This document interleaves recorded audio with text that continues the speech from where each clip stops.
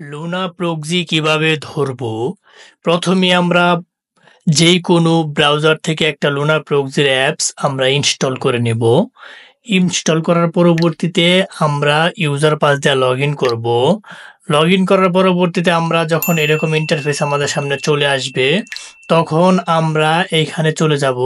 যে আইপি প্রয়োজন এখানে কান্ট্রি সিলেক্ট করবেন, এখানে স্টেট সিলেক্ট করবেন, সিটি সিলেক্ট করবেন। তার পরবর্তী সিলেক্ট করে এখানে আইএসপি সিলেক্ট করবেন। আইএসপি সিলেক্ট করার পরবর্তীতে এখানে রিফ্রেশ দিবেন। রিফ্রেশ দেওয়ার সাথে সাথে আপনার সামনে আইপি এরকম চলে আসবে।